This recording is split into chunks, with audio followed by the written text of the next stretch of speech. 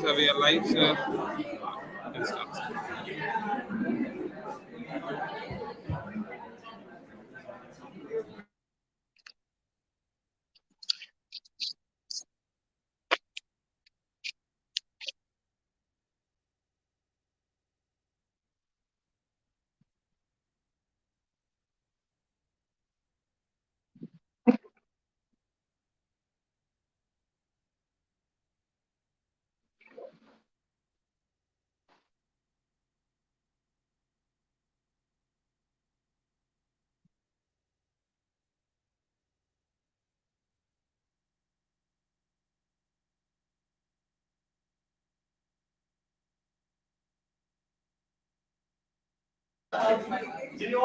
Sir, Yes, sir. so start பண்ணலாம் sir. Yes, sir. Second. Yes, sir. அவங்க யார் read பண்றாங்களோ படிக்க சொல்லுங்க. கண்ட்ரோல் பண்ணிக்கலாம் sir. You know what I heard? You should keep passing your paper. Till I say pass, keep on passing. Sir, live போயாச்சு sir. Start பண்ணலாம். Probably one Okay, sir. Okay. Varnika? in the next row. Should I start, sir? No, I told you. Yeah, Yes, but you ma'am. can Yes, start. ma'am. Start.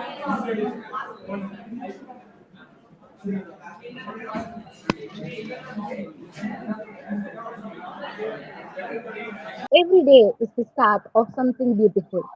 It is often the small steps, not the giant leaps, that brings about the most lasting changes. With this positive note, a pleasant morning to all. On behalf of Karpagam Institute of Technology, I feel extremely grateful in welcoming you all for the International Conference on Latest Science, Engineering and Technology 2023.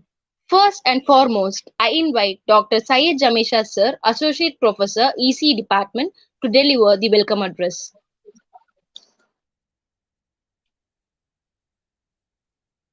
A very good morning to an all present here. It's my great privilege to propose the welcome address on this occasion. I would like to welcome our today's chief guest, Dr. Giri Hallur, sir, Deputy Director, Symbiosis International University. Welcome, sir. And also, I'll welcome our beloved Principal, sir, Dr. Manimaran, sir, and Vice Principal, Madam Dr. Bonu, ma'am. Welcome you, sir. Welcome, ma'am. And welcome all the head of the departments and teaching or non-teaching faculties for welcome you, sir. And I would like to welcome all the participants who are joined online mode for the ICLT set 2023. Welcome you all. Once again, I welcome you all. Thank you. Thank you, sir, for such a warm welcome. Innovation distinguishes between a leader and a follower. And today, to make the session more meaningful, we have our keynote speaker, Dr. Giriji Halur sir. Sir has been associated with Symbiosis Institute of Digital and Telecom Management, Pune, India, as Associate Professor and Deputy Director for the past 5+ years, teaching courses in basic digital and telecom technologies, wireless technologies, digital and telecom policies and regulations. Sir has joined SIDTM in 2006 and since then has been guiding and monitoring the student team for SITM annual telecom forecast. He is also an active member of the faculty team that suggests and finalizes research topics of MBA students for their master's dissertations. This team is involved in guiding the students too. Sir has done his PhD in telecom policy and regulations from Symbiosis International University, Pune, India. In 2001, he did MBA in telecom management, prior to which he earned a master's degree in physics. Sir has also done his postgraduate diploma in competition policy and law and the National Law University, Dwarka, New Delhi. He is UGC NET qualified in the area of management. Sir has so far undertaken 3 research projects funded by Telecom Business Research Cell of Symbiosis Institute of Telecom Management, namely the role of NGOs in rural telephony, identification of challenges associated with M-banking in the unbanked and underbanked regions of India, and comparative analysis of ICT regulation frameworks, a study of 5 countries.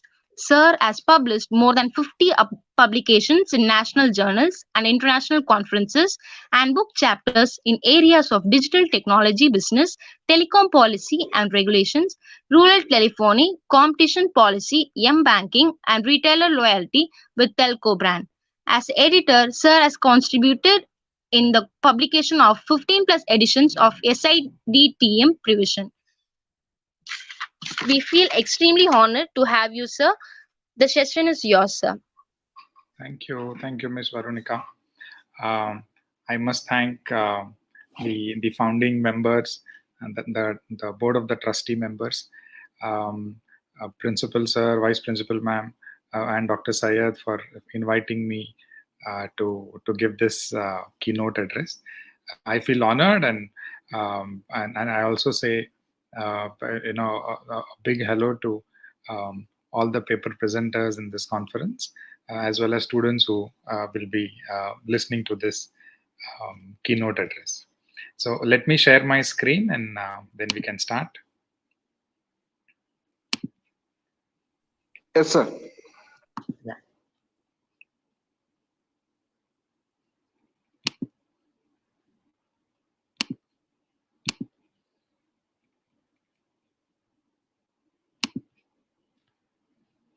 Yeah, is the screen visible? Yes. Yes, sir, it's visible. Yeah, thank you. So the topic that I've chosen to speak on is 5G in India, standards, the spectrum that will be used in the 5G rollout, deployment status, and what are the key research areas that are coming up in the near future. So to start with, I would like to speak on 5 topics. First is the ITU versions of the 5G standard, then the Indian contribution to 5G, then what are the spectrum bands involved in access and backhaul, optical fiber and line of sight microwave, then the rollout status, both international and national, and finally the research areas where faculty members and students can contribute. So to start with, what can 5G deliver? So typically, most of us must have experienced 5G in our own towns and cities across India. The 5G auction, the spectrum auction, happened in July 2022. So in about 6 months' time, we have got quite a large area covered by 5G. In fact, the CEO of Ericsson commented that India may overtake the United States in the speed of the rollout of 5G. But for you and me, what does 5G mean? Actually, 5G, what it means is more data rate. That means the highest data rate promised in 5G is about 2 gigabits per second. But they are aiming to give the user at least 100 Mbps per user. Then they are aiming to have a spectral efficiency of 3 times. What I mean by spectral efficiency is the number of bits you can carry per hertz of spectrum, per hertz of wireless spectrum. That is called a spectrum efficiency, and we would like to have it increased by 3 times. We would like to have, as you must be aware, that India is having the bullet train project that is going on, and in a few years we'll have a few very fast moving trains in the country.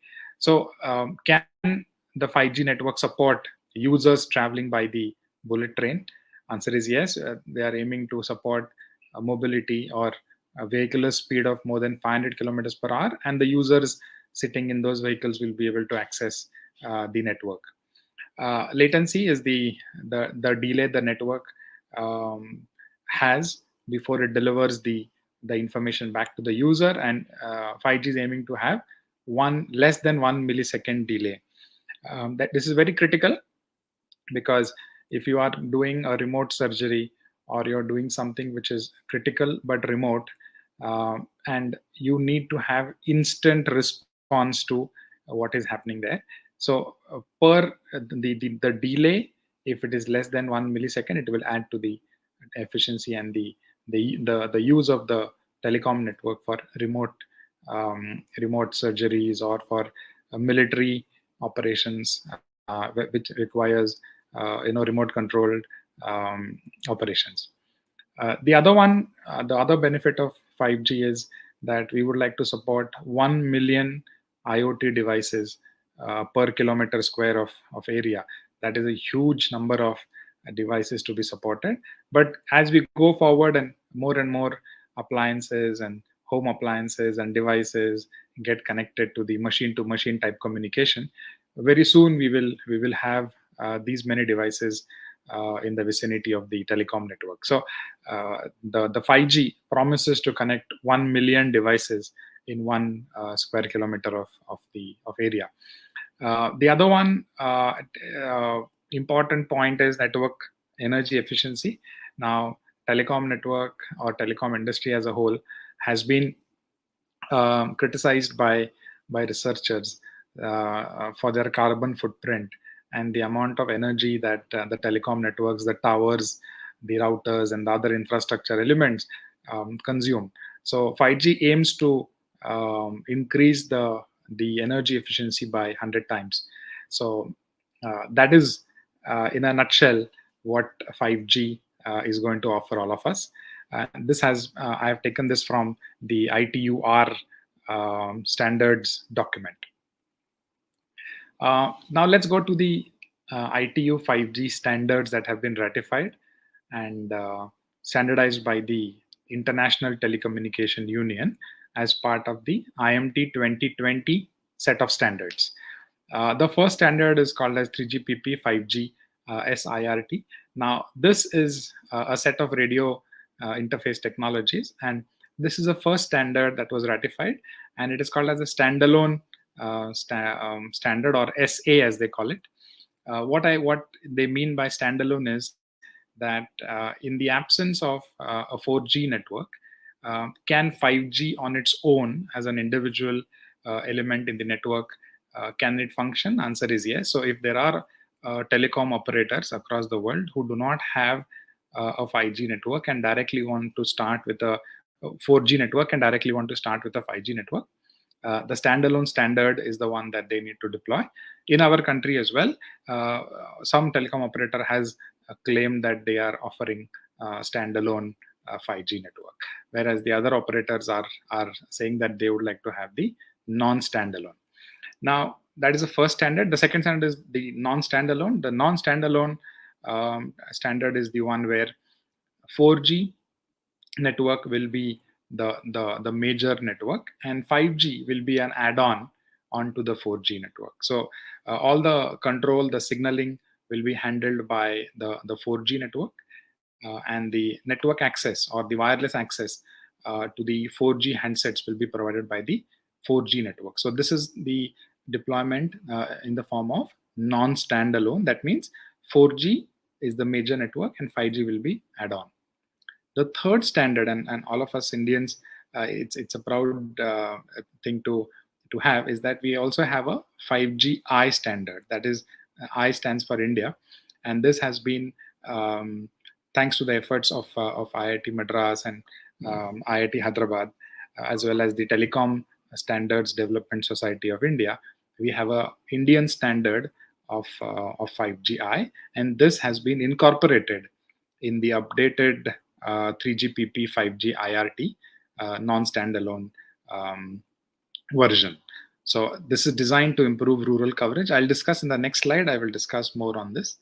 The last standard that has been recently added is the Digital European Cordless Telephone 5G SIRT. This is a technology that offers non-cellular. That means it is in a closed area network. And this has got applications in industrial IoT or in smart cities.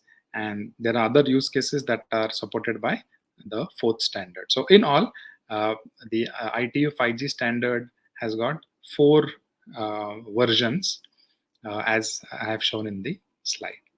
Now that we have understood the ITU 5G standard, let's understand the 5G-I, because that is one where India has contributed. And in the technology stack, if you go by the OSI model, then this actually contributes to layer 2 of the technology for 5G.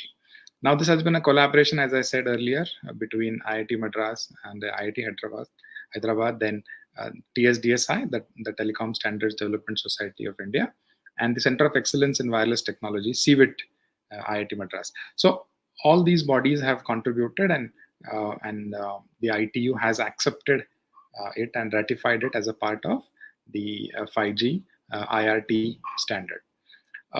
The key difference, I've just brought out three, and these three are the key differences between the good old 5G standard and then the improved 5G-I standard, which includes India's use case.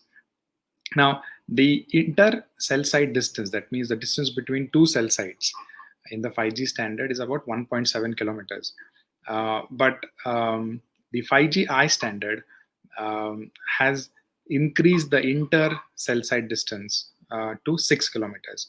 Now, it might just look to a normal person that just the increase in distance, but the increase in distance actually translates into a lot of savings for the telecom operator. In what sense? Because every cell site that the operator installed, there is a capital expenditure. That means there's a one-time expenditure of the hardware and the whole structure, the diesel generator, the air conditioning if it's required.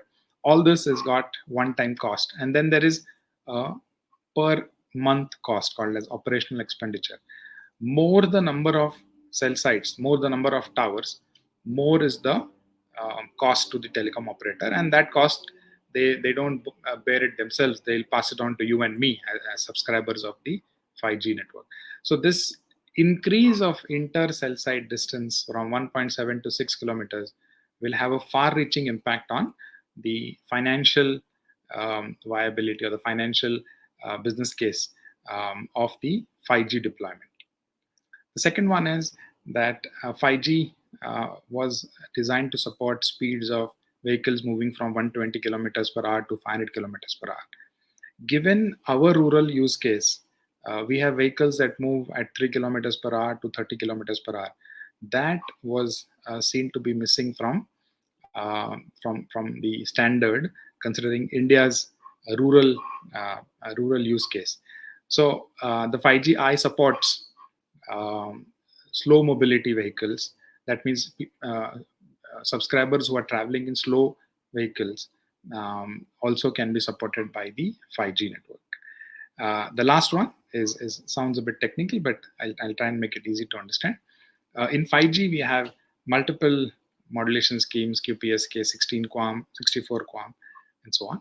In 5G-I, we have added one more, which is pi by 2 BPSK.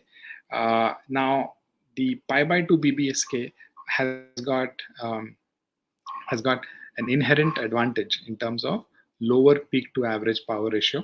That means we can have larger coverage area, and the error on the carrier when it is taken up for demodulation inside the handset or inside the device will be lower. So we can make do, or we can work with larger coverage area using this modulation scheme.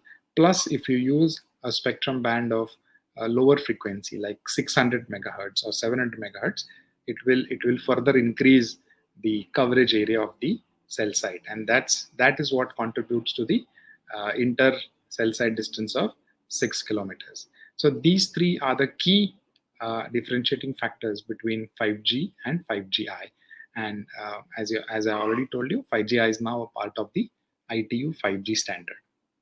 So now we have understood 5G-I. Let's understand what are the spectrum bands that India has given in July 2022 for the deployment of 5G.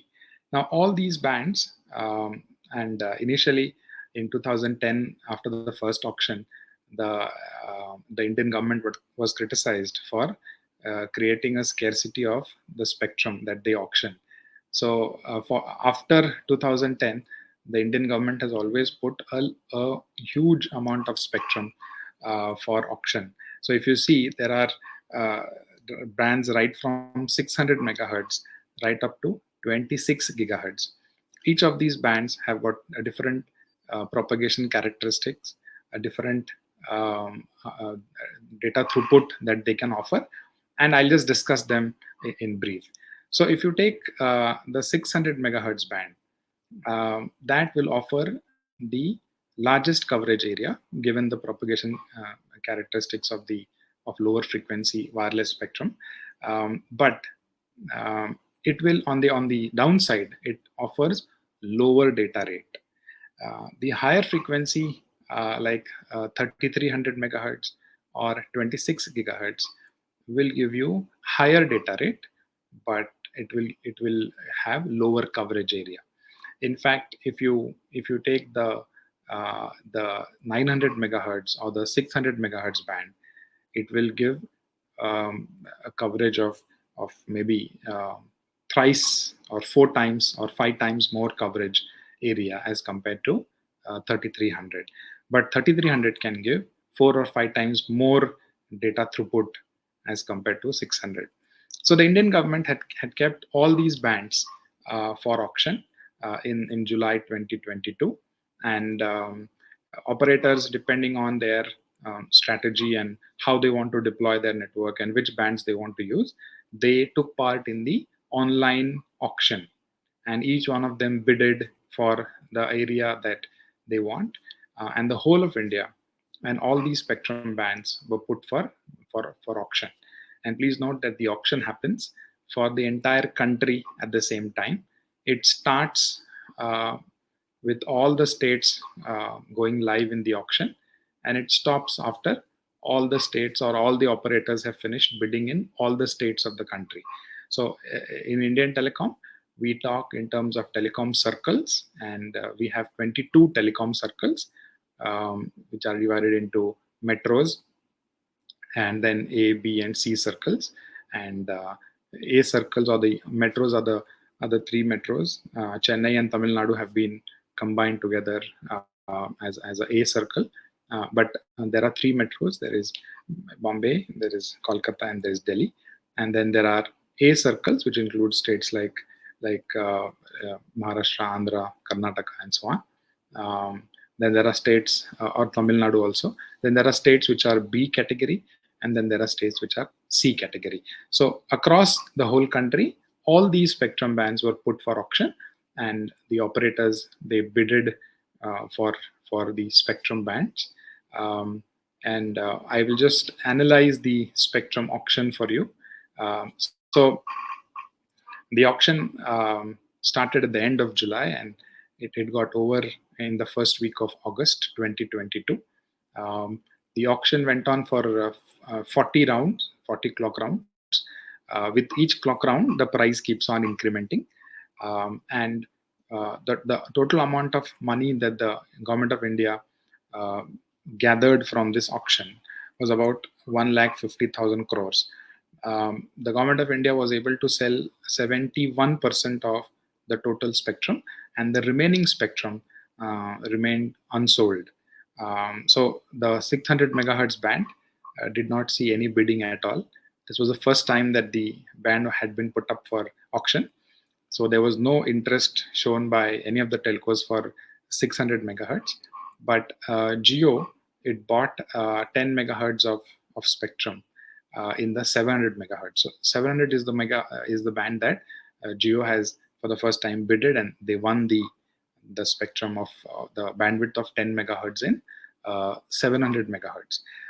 The government has also kept 10 megahertz of bandwidth for BSNL and MTNL for 5G rollout in the 600 megahertz band.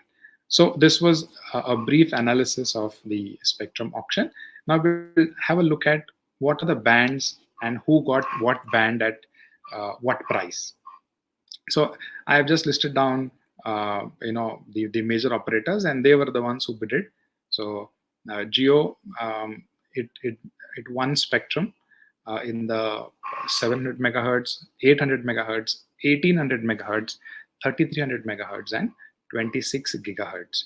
And the total bandwidth that they won in the auction was about 24,000 megahertz. And for this, they paid. They are going to pay 88,000 crore rupees.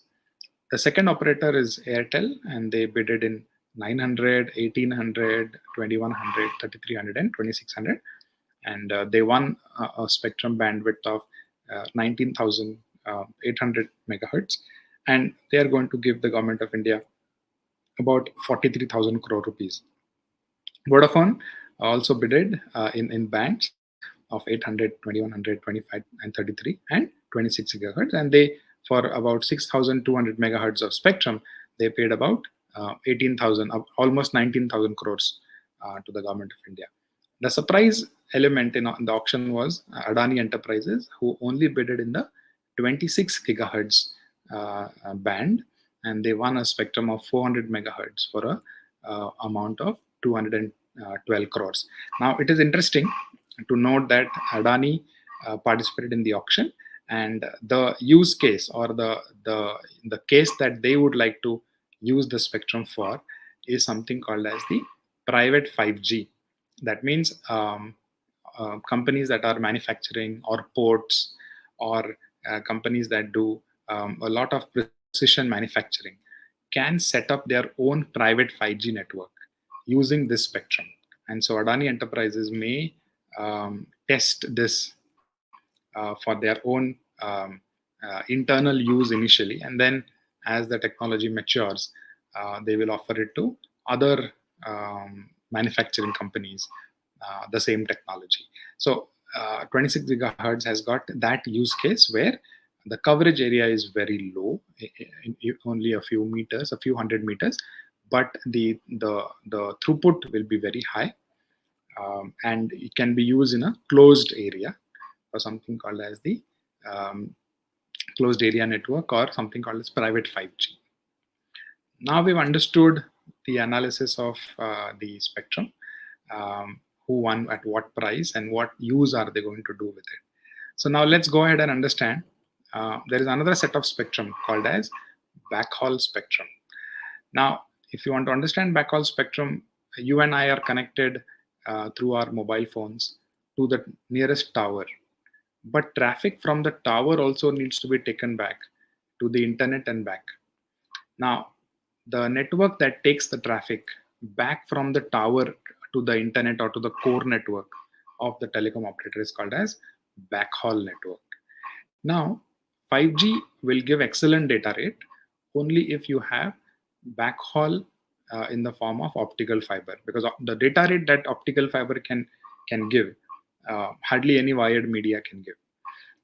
But for optical fiber to be used on the backhaul, all 5G cell towers need to be connected by optical fiber. But currently, only 35% of the towers are fiberized. That means only 35% of the telecom towers have been connected by optical fiber. Now, then the question is, that means 65% of telecom towers cannot be used for 5G, cannot be used to deliver 5G data rates. The answer to the question lies in a wireless spectrum in the range of either 71 to 76 gigahertz or 81 to 86 gigahertz. This particular spectrum can be used for line of sight backhaul, wireless backhaul. And this, if you use OFDM and QAM as the modulation technique and channelization techniques, then the E-band, which is this wireless band, can deliver up to 10 gigabits per second. Now, 10 gigabits per second is what the optical fiber will give. So in the interim, till the time our towers don't get connected by optical fiber, telecom operators can deploy the E-band, and the Department of Telecom has come up with a policy of allotting 2 carriers of 250 megahertz each in the E-band for every 5G operator. So operators like Jio, Airtel, and Vodafone Idea can now use this spectrum, and even if your tower is not connected by fiber, you can continue deploying fiber, and in the meantime you can use the E-band to connect the towers through the backhaul network to the core network. So as wireless spectrum is important, as much as wireless spectrum is important in the access side, access means from tower to the user, backhaul spectrum is as much important, because if backhaul is not in capacity wise not enough to carry the 5G traffic, then true 5G experience will never come, because although the wireless access spectrum can deliver 5G to you, the backhaul network cannot. So end-to-end 5G experience will not be delivered to the user. So as much as access spectrum is important, I think backhaul spectrum is equally important. So now we have understood a lot about the spectrum bands, the spectrum auction that India conducted in July 2022. We also understood which operator has bought which spectrum at what price. Then we went on to understand what is called as backhaul and what is backhaul spectrum, and what is the government policy on backhaul spectrum. So this understanding can now take us forward.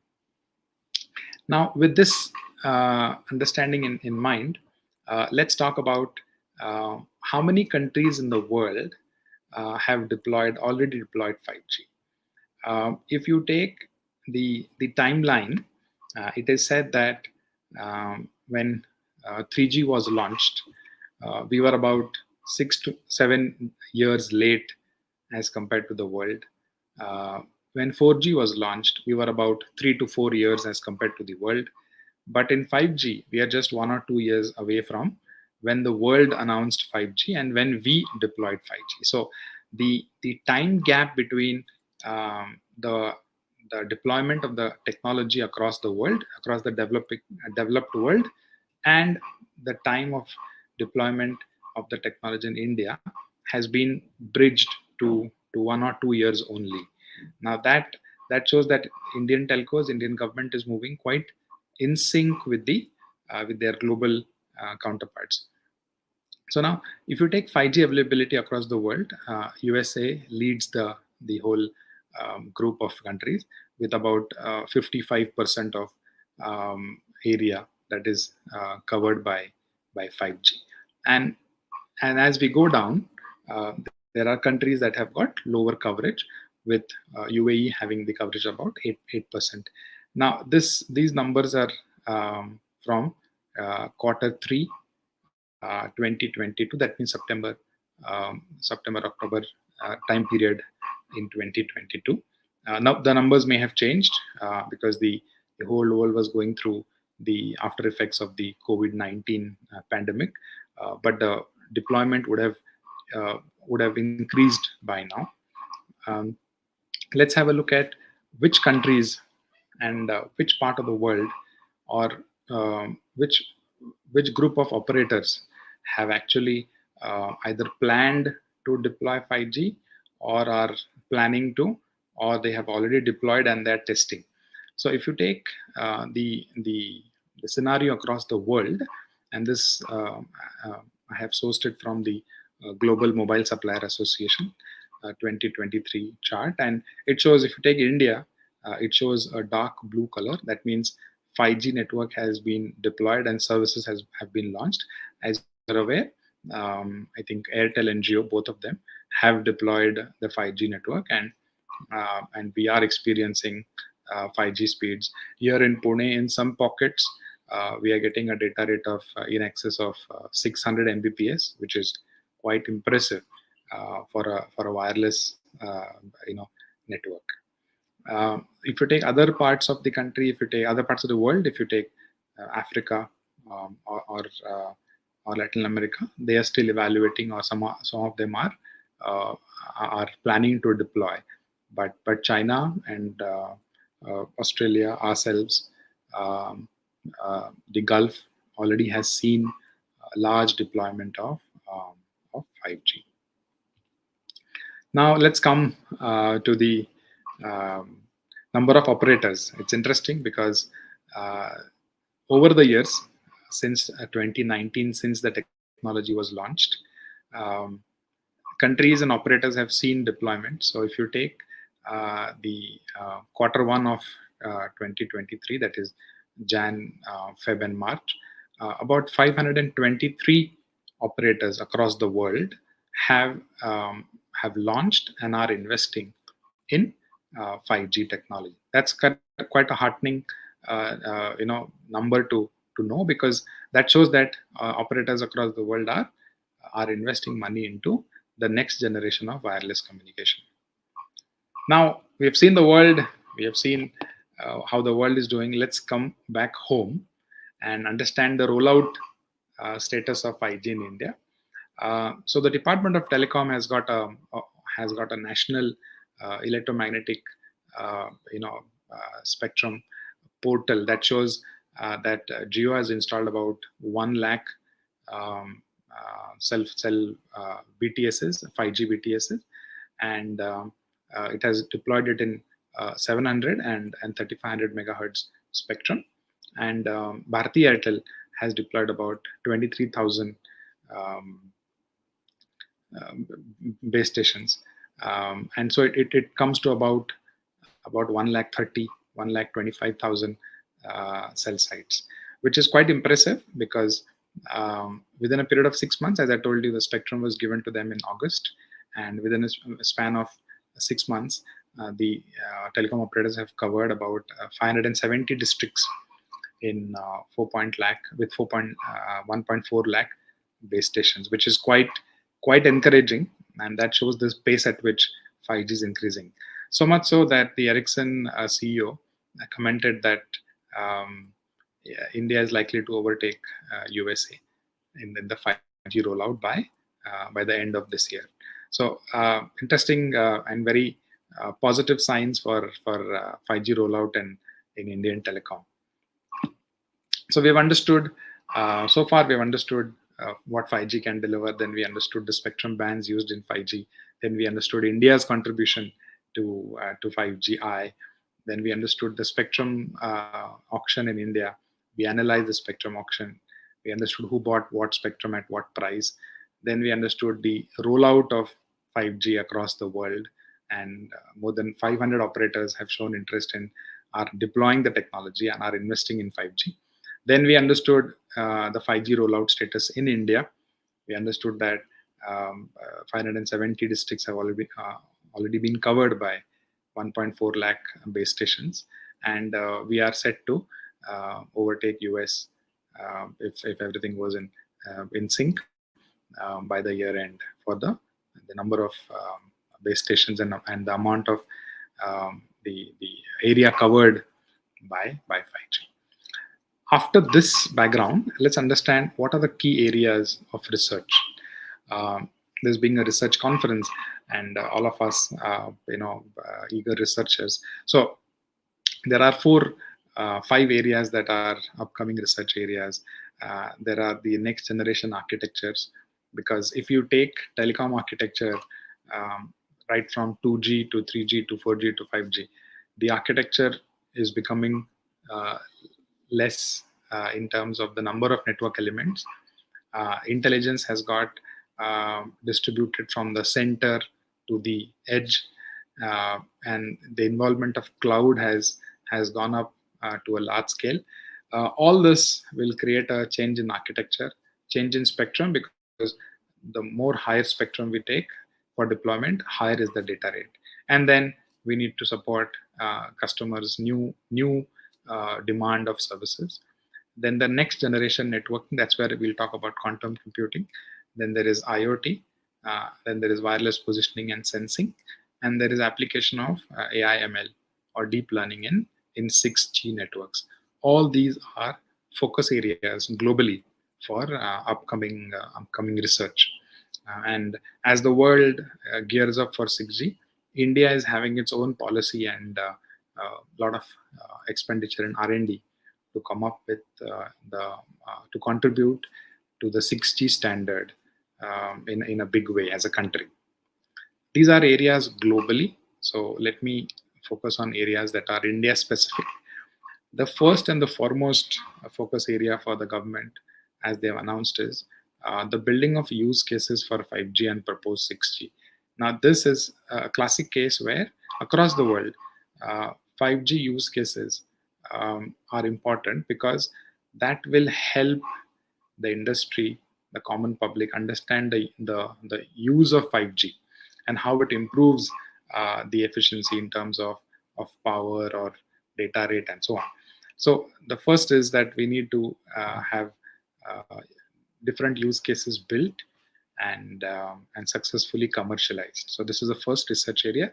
The second is, as I said, India is aiming to have its own 6G standard and contribute to the global 6G standard in a big way, so that we can have a lot of intellectual property, IP related contribution done in the area of 6G.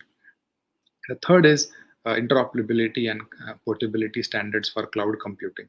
Now, this may seem a topic which is not really relevant, but if you take the industry focus into mind, you will realize that if you have your cloud computing infrastructure put on one particular vendor, for example, let's go with AWS, and you also have some infrastructure that has been deployed on Microsoft Azure, and you have yet another infrastructure that is deployed on Google Cloud, GCP as they call it. All these cloud platforms, they don't talk to each other and they are not interoperable, leading to operators or telecom operators or industry enterprises getting stuck with one particular standard, one particular platform of cloud computing. So the Indian industry and then the Indian standards organization has initiated a process for having interoperability and portability standards for the various cloud computing platforms. The other hot area, upcoming area, is the area of cloud computing and how we can have the current algorithm used for cryptography can easily be overcome, or can easily be compromised using quantum computing. So the challenge is to develop algorithms and cryptography that can take on, or that can sustain the cloud computing onslaught. The other area is satellite-based quantum key distribution. This was experimented in 2017, 2018 between China and Austria, and they successfully were able to share quantum key distribution for encrypting the data through the satellite network. So these are all the areas that are India specific or Indian researchers have shown interest in. And I've got this to the presentation of the keynote address, so that all of us are aware, and we ourselves as an institute, we are working on use cases for 5G. So each one of us can contribute to one of these areas and then contribute to the India specific standards. So my talk today was on 5G in India, 5G across the world, spectrum in 5G, and then upcoming research areas. So with this, I come to the end of my address. If the organizers have time for questions, I'm open to questions. Else, I'm done with my talk. Thank you.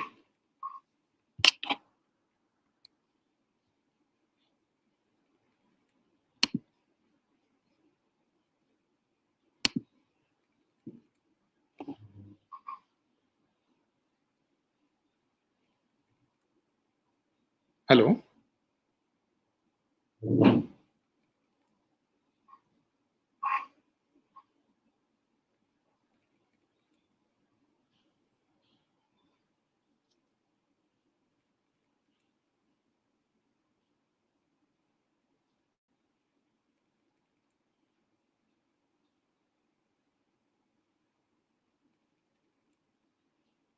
Are there any questions?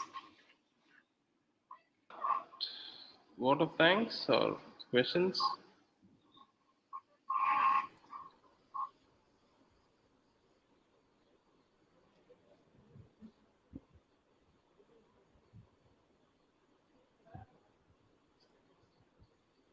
Any questions from the participants?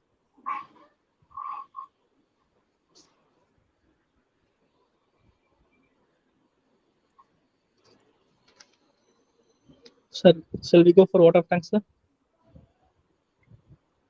Okay, thank you. Good morning to another person here. There is no work important than Thanksgiving. So I take the privilege to deliver the vote of thanks for this wonderful event, ICLTZ 23. First of all, I would like to thank the chief guest, Professor Dr. Harjigri Hallu, Deputy Director, Institute of Digital and Telecom Management, Symbiosis International University, Pune, Maharashtra, who made this event more gracious. The knowledge you have shared with us will be really helpful. Thank you, sir. Then I would like to thank the management, our principal Dr. P. Manimaran sir, and the vice principal Dr. D. Bond ma'am for giving us this wonderful opportunity to conduct this event. Then I would like to thank the heads of various departments. I also extend my hearty thanks to all the coordinators, volunteers, teaching and non-teaching faculties.